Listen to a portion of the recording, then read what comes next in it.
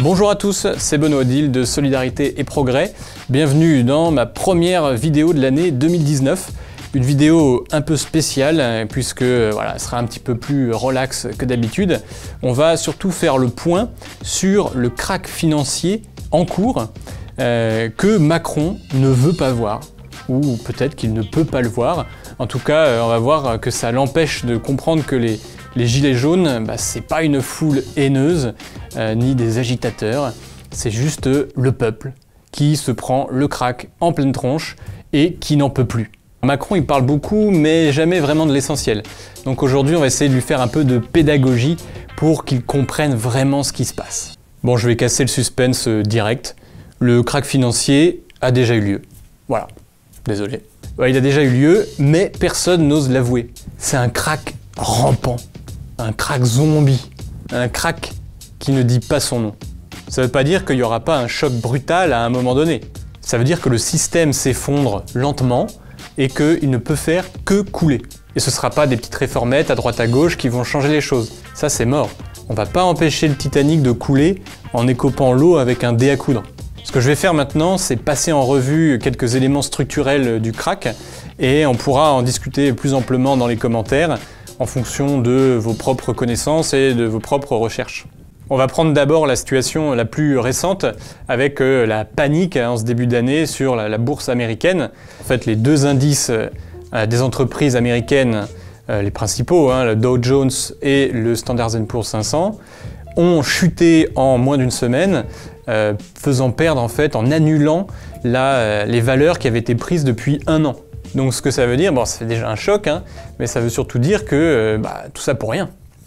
Surtout que depuis l'élection de Trump, ça faisait que grimper parce qu'ils anticipaient un petit peu la réforme fiscale de novembre 2017 et ils pensaient engranger pas mal de dividendes. D'ailleurs, vous voyez que juste après la mise en place de la réforme, la bourse, elle a plus trop augmenté. En France, le CAC 40 aussi a subi une baisse du même tonneau, mais sauf que lui, il n'avait jamais dépassé en fait, le niveau de 2007. En Europe, même chose avec l'Eurostoxx. Et en Chine, à la bourse de Shanghai, ça a un peu baissé, mais bon, ça faisait un petit bout de temps que ça baissait. Donc c'est un problème mondial. Alors qu'est-ce qui a causé ça? Il y a deux principaux facteurs. Le premier, c'est le changement de politique de la Réserve fédérale américaine, donc la Banque centrale américaine, vis-à-vis de ses taux d'intérêt directeurs. Et le deuxième, c'est le bras de fer commercial entre la Chine et les États-Unis. Prenons le premier point sur la Réserve fédérale.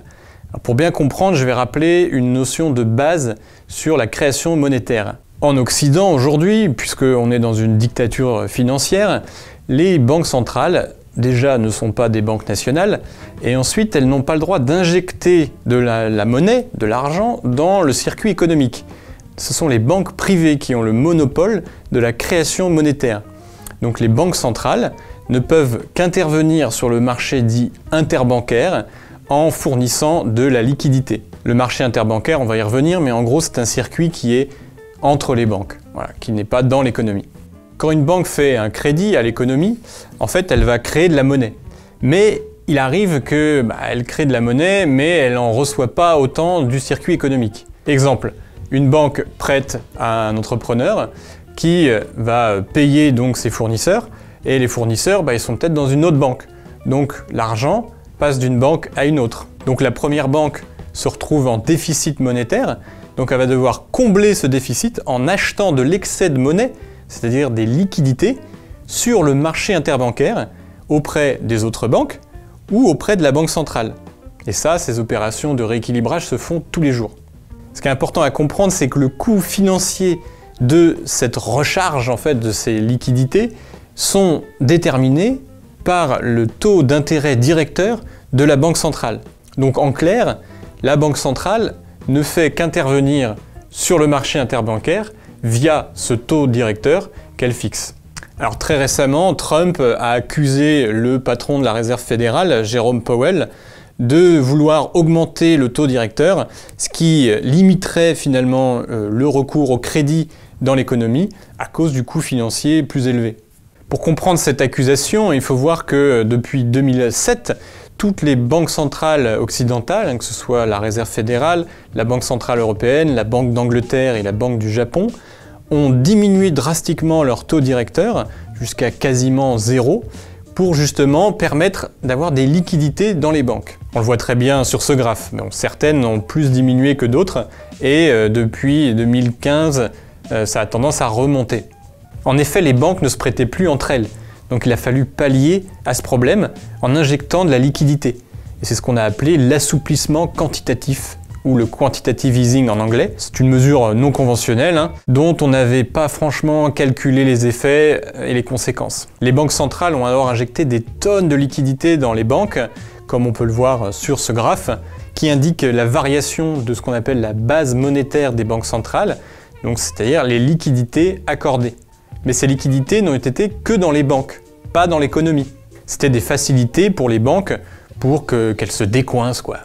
Alors si on revient au premier graphe sur les taux directeurs, on voit que la Banque Centrale Européenne a attendu 2014 pour baisser son taux et faire son assouplissement quantitatif parce que l'économie avait du mal à repartir à ce moment-là. En revanche, vers 2015, la Fed, la Réserve fédérale, a commencé à relever son taux directeur parce que la crise de liquidité était soi-disant terminée. Et ce taux a été augmenté pour atteindre aujourd'hui 2,25%. Toute la polémique actuelle entre Trump et Powell, c'est que Powell, il veut augmenter le taux directeur de 2,25% à 2,5%. Donc une augmentation de 0,25%. C'est peut-être un détail pour vous, mais pour eux, ça veut dire beaucoup. Ça veut dire que les banques vont répercuter cette hausse sur les crédits aux entreprises américaines. Or, comme je l'ai montré dans l'épisode 3, acte 2, la dette des entreprises américaines est à un niveau record de 14 000 milliards de dollars et 2 500 milliards de dollars de cette dette sont considérés comme non performants, c'est-à-dire globalement non remboursables ou en d'autres termes pourris. Beaucoup d'entreprises n'arrivent même pas à rembourser les intérêts de leur dette. Donc 0,25% de plus, ça compte. Dans cette situation, si le coût de l'emprunt augmente, beaucoup d'entreprises vont commencer à faire faillite, à commencer par les compagnies de pétrole et de gaz de schiste, qui déjà aujourd'hui représentent la moitié des faillites aux États-Unis. C'est pas rien. En plus, ils ont vu le prix du baril de pétrole passer de 75 $ à 45 $ en 4 mois, ce qui fait un petit trou dans la caisse quand même. Plus généralement, le taux de faillite des entreprises américaines est passé de 3% en 2016 à 6% en 2018, et il est maintenant supérieur au taux de 2007, avant la crise. Rajoutez à cela la bulle de la dette étudiante, la bulle des crédits automobiles, et même la bulle immobilière qui repart, et vous obtenez ce que certains experts appellent la bulle de tout. Voilà, c'est partout, c'est dans tous les secteurs de l'économie. Alors le problème, c'est que si on maintient les taux directeurs à un niveau bas, comme le veut Trump, en fait on va alimenter cette bulle de tout, et le résultat sera le même. En plus, les épargnants vont être de moins en moins rémunérés. Donc à un moment, ils vont peut-être s'énerver et ils vont prendre leur gilet jaune. Bref, on est coincé. Si on augmente le taux directeur, bah ça pète. Et si on baisse le taux directeur, bah ça pète. Peut-être un peu plus tard, mais ça pète. Et il y a deux facteurs aggravants. Le premier, c'est le bilan des banques centrales. Et le deuxième, c'est les produits financiers dérivés, comme j'en ai parlé à l'épisode 2. J'explique. Après la crise de 2007, les banques centrales ont non seulement diminué leur taux directeur, mais elles ont aussi lancé un programme de rachat d'actifs à très grande échelle pour racheter les titres pourris des banques. Genre, si une banque avait un prêt immobilier pourri dans son bilan, elle pouvait le refourguer à la Fed, qui rachetait le prêt, et fournissait à la place de la liquidité fraîche de meilleure qualité. En Europe, les banques ont refourgué à la BCE des titres de dette non solvables, comme ceux des pays des pigs, les pays cochons, le Portugal, l'Italie, l'Irlande, la Grèce et l'Espagne. Les banques centrales ont pris en pension au chaud dans leur bilan ces dettes pourries en attendant que l'orage passe. On parle quand même de 20 000 milliards de dollars, c'est un charmant coup de pouce. L'idée c'était d'améliorer provisoirement le bilan des banques et leur liquidité pour qu'elles continuent à faire du crédit à l'économie. Mais avec en tête quand même l'idée qu'au bout d'un moment, elles vont devoir reprendre leurs actifs et que les banques centrales vont leur revendre. Sauf que les banques, elles n'ont pas du tout envie de les reprendre parce que ça les mettrait vraiment mal. Mais les banques centrales, elles ne peuvent pas garder ça dans leur bilan ad vitam aeternam. Donc quand l'heure va sonner, je peux vous dire qu'il va y avoir du grabuge. Le deuxième facteur aggravant dont j'ai parlé dans l'épisode 2, ce sont les produits financiers dérivés. Je rappelle juste que les produits financiers dérivés, c'est en gros un système d'assurance sur le défaut de paiement et sur les prix, les variations de prix. Parce que donc devant l'instabilité des dettes, les entreprises, les banques, elles ont envie de se couvrir contre le défaut de paiement. Donc elles vont avoir recours de plus en plus à ces produits dérivés. Alors on fait les mêmes erreurs que dans la crise des subprimes de 2007, sauf qu'aujourd'hui on titrise les dettes des entreprises au lieu de juste les prêts immobiliers. Donc ça va plus loin. Alors la titrisation, ça veut dire qu'on fait des paquets de dettes où on met des dettes d'entreprises pas très sûres avec des dettes d'entreprises plutôt solides.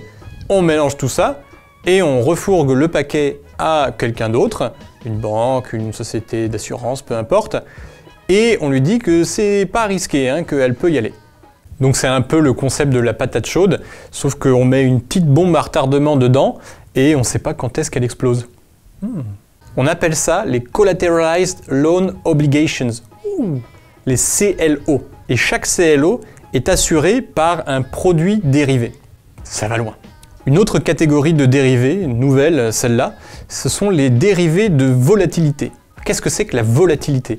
C'est une mesure du stress sur les marchés financiers. Vous savez, quand ils ne savent pas si ça va aller dans le bon sens.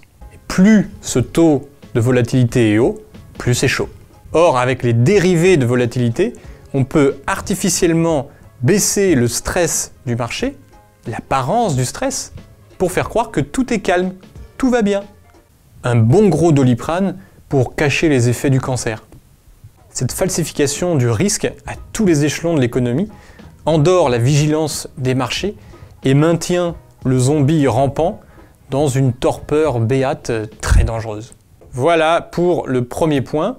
On va passer au deuxième point qui est donc le bras de fer commercial entre les États-Unis et la Chine. Bon, faut pas en faire toute une histoire, hein, mais il faut quand même pas le sous-estimer parce que ça peut très vite partir en sucette.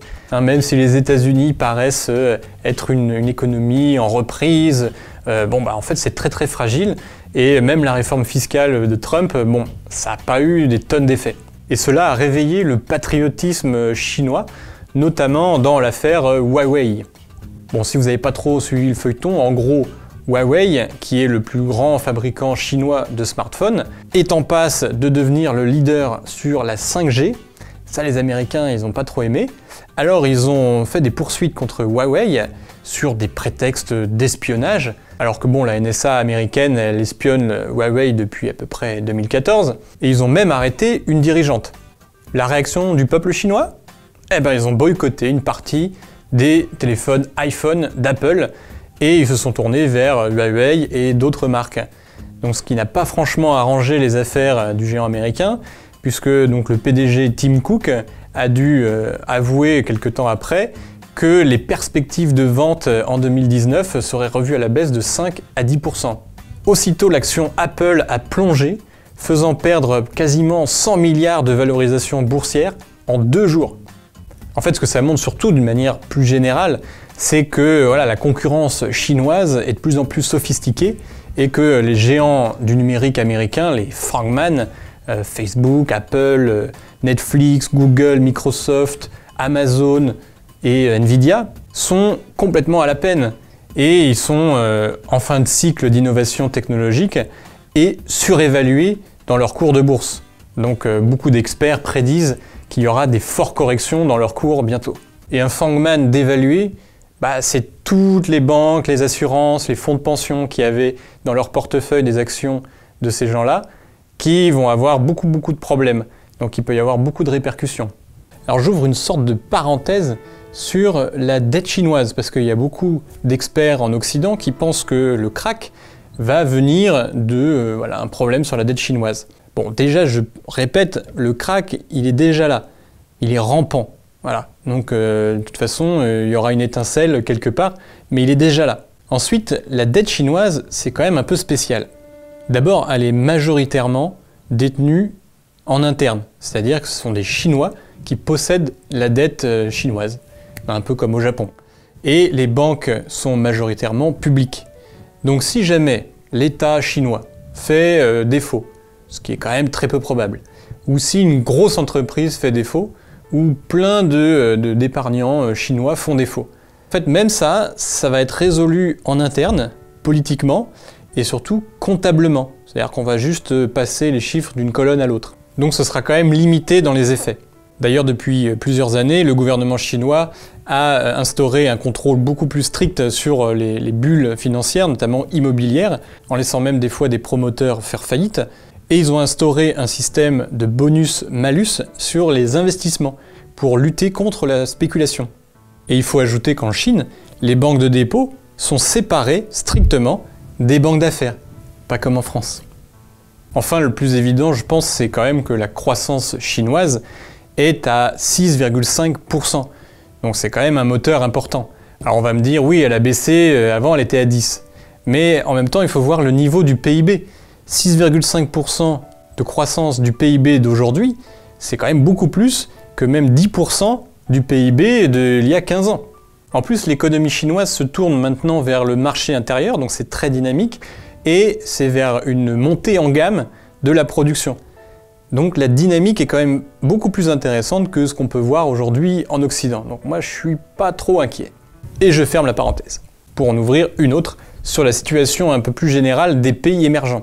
Car il y a quelques mois, une grosse crise a frappé des pays émergents comme l'Argentine, la Turquie ou l'Afrique du Sud, et leur monnaie a perdu énormément de valeur.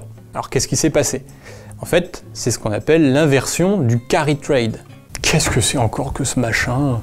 Le carry trade, c'est très simple. C'est l'idée que vous allez emprunter sur une zone monétaire avec des taux d'intérêt plutôt bas, comme par exemple le yen japonais, ou l'euro et le dollar quand les taux sont bas, et que vous allez placer votre argent dans une zone monétaire où les taux sont élevés, notamment dans les pays émergents. Donc, ça peut être le Brésil, l'Inde, l'Argentine, donc on a dit, la Turquie, la Nouvelle-Zélande, bon, il y en a pas mal. Et en plus, le taux de change entre les monnaies peut être aussi intéressant pour vous. Vous pouvez gagner sur les deux tableaux. Taux d'intérêt, taux de change. Pour les pays émergents, c'est aussi intéressant parce que ça attire des capitaux. Mais bon, après, ils ont un peu plus de mal à payer leurs dettes et surtout, ils dépendent beaucoup de l'extérieur. Donc, c'est à double tranchant. Surtout s'il y a l'inversion du carry trade. Ça, c'est arrivé après la réforme fiscale de Trump, puisque beaucoup d'investisseurs ont trouvé que ça serait beaucoup plus intéressant maintenant de revenir aux États-Unis, implanter leurs usines, ou voilà, d'investir. Surtout qu'à ce moment-là, les taux directeurs de la Fed étaient en train d'augmenter, donc c'était plus intéressant. Et surtout, il y avait une situation qui devenait quand même un peu instable dans certains pays. Beaucoup de capitaux ont alors fui les pays émergents, les laissant dans une situation où ils avaient un peu plus de mal à faire face aux échéances de leurs dettes, ce qui a ravivé le désordre là-bas. Mais si vous pensez que là-bas, c'est loin, je signale quand même que la plupart des banques européennes possèdent de la dette des pays émergents, notamment de la Turquie. Voilà, donc je pense qu'il ne faut pas trop faire les malins. Sur ce, je referme ma parenthèse. Maintenant, je vais parler de la situation européenne. Enfin! Alors, vous savez qu'il y a 3 points chauds, voire 4, qui sont donc la France, avec les gilets jaunes. Hein, je ne vais pas vous faire un dessin, je pense que vous savez à peu près ce qui se passe. Il y a l'Allemagne, avec la Deutsche Bank. La situation de la banque est assez catastrophique. On a l'Italie, voilà, où c'est quand même un petit peu chaud aussi sur la question bancaire. Et on a en fond, comme ça, le Brexit de l'Angleterre. Commençons par la Deutsche Bank, ma préférée, qui est quand même, je le rappelle, la première banque européenne, devant la BNP Paribas. La Deutsche Bank, c'était une banque majoritairement tournée vers l'industrie dans les années 80. Elle faisait 80% de ses prêts aux PME-PMI. Et puis il y a eu un petit tournant dans les années 90 où elle a commencé à devenir un mastodonte de la spéculation. Et aujourd'hui, plus de 60% de ses activités sont sur les marchés financiers. Alors, quel est son problème à la Deutsche Bank? Eh bien, elle est une banque zombie. C'est-à-dire que techniquement, elle est en faillite, mais qu'elle est toujours là, à traîner et à salir le parquet. Pourquoi je dis qu'elle est en faillite? Eh bien, en premier lieu, parce que sa capitalisation boursière est en chute libre depuis 2007 et qu'elle va bientôt passer sous un seuil où en fait son capital ne sera pas suffisant pour rembourser sa dette. En deuxième lieu, la Deutsche Bank a payé 18 milliards d'amendes depuis 2008, principalement pour cause de fraude dans l'affaire des subprimes en 2007, et qu'elle est sous le coup de plusieurs amendes dans d'autres affaires, notamment une affaire de blanchiment d'argent avec la banque danoise Danske Bank. Et ça peut être très dur pour la banque parce que elle va peut-être pas avoir assez de fonds propres. En troisième lieu, un quotidien italien, Il Sole 24 Ore, a révélé que la situation de la Deutsche Bank était assez dramatique, notamment à cause de ce qu'on appelle les actifs de niveau 3. Qu'est-ce que c'est encore que ce truc? Ça, faut vraiment que vous compreniez, c'est plutôt flippant. En plus, ça concerne à peu près toutes les banques. Bon, pour faire simple, vous avez deux façons d'évaluer le prix d'un actif pour une banque. Soit c'est le marché qui détermine ce prix par la loi de l'offre et de la demande quand vous mettez en vente cet actif sur le marché. Soit c'est la banque qui fait une modélisation en interne de la valeur de cet actif. Qu'est-ce que ça pourrait valoir selon certaines hypothèses, selon certains critères que la banque elle-même fait. Un actif de niveau 3, c'est un actif qui n'a pas de valeur de marché, mais seulement une valeur modélisée, théorique, hypothétique. Alors là, il faut bien suivre. Si la banque décide de mettre sur le marché son actif, alors l'offre et la demande va déterminer son prix. Mais si jamais ce prix est inférieur à ce qu'elle avait modélisé, alors elle va devoir essuyer des pertes par rapport à ce qu'elle avait anticipé. Et là, elle est dans la merde. Avant la vente, la banque croit qu'elle a des actifs qui ont une bonne valeur. Après la vente, on s'aperçoit que les actifs ne valent rien et la banque est dans la merde. Vous comprenez? Eh bien, tenez-vous bien, la Deutsche Bank possède 31 milliards d'euros d'actifs de niveau 3. 31 milliards, c'est ce qu'elle a modélisé. Mais beaucoup d'experts maintenant sont en train de se demander si en fait la valeur de ces actifs ne serait pas égale à 0. La bulle, rien, que de chi, pipi de chat, pas une schnitt, pas une schnout. C'est un truc de malade. Même la Banque Centrale Européenne ne sait pas comment évaluer ses actifs. Donc en gros, tant que la Deutsche Bank ne décide pas de vendre ses actifs, on a l'impression qu'elle a 31 milliards d'euros dans ses poches, mais dès le moment où elle veut les revendre, là, on va s'apercevoir que c'est pas trop ça. Tout le système est comme ça. C'est pour ça que je parle d'un krach rampant. Parce qu'en fait, toute cette situation empêche l'économie de se dynamiser. L'économie est handicapée, paralysée par cette situation. Prenez l'Italie maintenant. Il n'y a pas une année qui se passe sans qu'il y ait une ou deux ou trois faillites de banques de taille moyenne dans le pays. Ça a été la Monte dei Paschi, ça a été la Carige de Gênes, là, juste à l'instant. Et en plus, les banques italiennes, elles sont relativement proches en fait, des PME, PMI. Donc quand il y en a une qui fait faillite, ça veut surtout dire que ce qui est en difficulté, c'est l'économie réelle, l'industrie. Donc c'est encore plus grave. Et ce qui tient la chose, ce sont les renflouements du gouvernement italien. Donc en fait, la dette italienne. Sauf que la dette italienne, la Banque Centrale Européenne, elle en détient beaucoup, parce qu'elle les a rachetés aux banques après la crise, et que les banques encore en possèdent. Donc en fait, c'est le chien qui se mord la queue. Alors j'ouvre une troisième parenthèse pour signaler que oui, la dette publique, tout le monde en parle comme si c'était un problème, mais très peu de gens parlent de la dette privée. En France, la dette privée, c'est 120% du PIB, contre 100% pour la dette publique. Donc il y a aussi un problème de ce côté-là. Et en plus, les actifs de la France sont beaucoup plus élevés que les actifs des entreprises privées. Donc il ne faut pas tout confondre. Les médias, ils ont souvent tendance à aller à l'essentiel, comme ils disent. Donc je vous conseille pour ça l'analyse de Thomas Porcher, qui est un économiste atterré, qui est assez intéressante. Voilà, je ferme ma parenthèse. Ajoutez à ça le Brexit, qui est peut-être pas un problème en tant que tel pour les Anglais ou l'Union européenne, mais c'est surtout un problème parce qu'il y a la City de Londres, qui est le cœur de la finance mondiale, avec tous les produits financiers dérivés les plus explosifs qui sont dedans. Et si jamais il y a un problème au niveau de la City, qu'elle n'a plus assez d'influence, ou même encore pire, qu'elles se disent « Tiens, pour pouvoir garder les gens chez moi, je vais faire encore plus de dérégulation ». Donc là, ça va être assez terrible. Donc voilà, il faut vraiment avoir en tête tous ces aspects-là.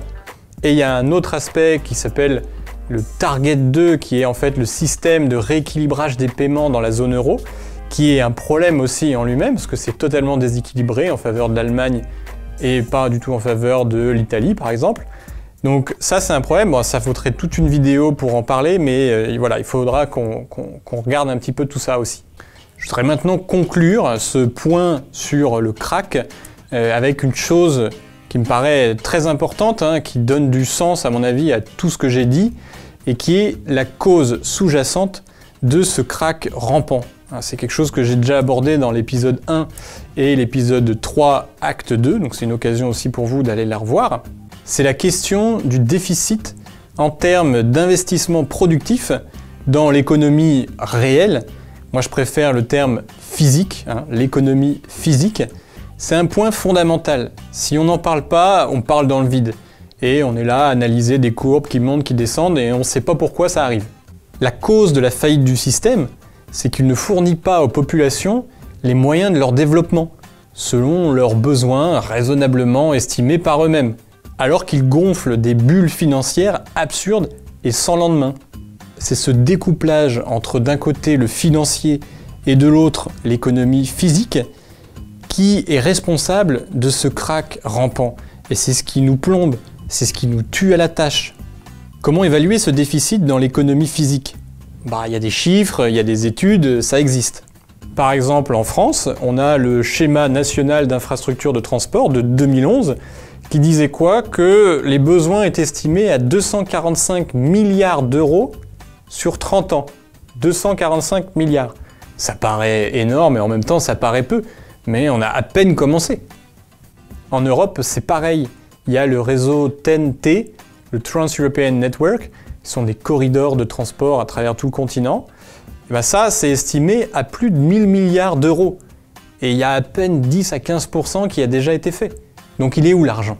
Aux États-Unis, la Société américaine des ingénieurs civils estime à 4600 milliards de dollars le montant pour remettre à niveau les infrastructures d'ici 2025.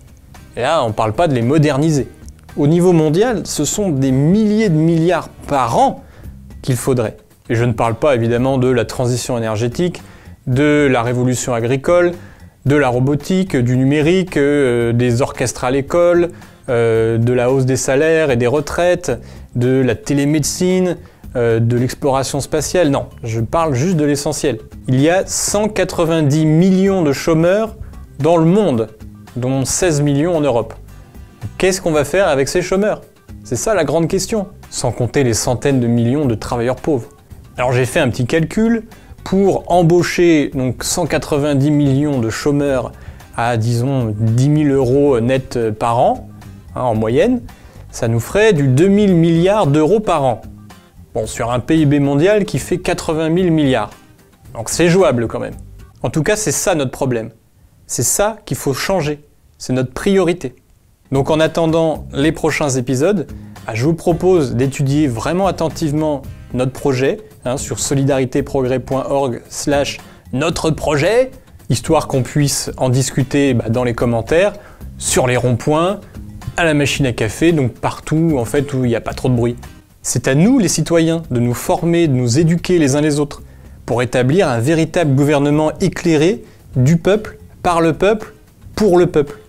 Allez, je vous remercie d'avoir tenu jusqu'au bout de la vidéo et je vous donne rendez-vous pour l'épisode 4. Bonne année à tous, bon engagement et n'oubliez pas de vous amuser. Ciao!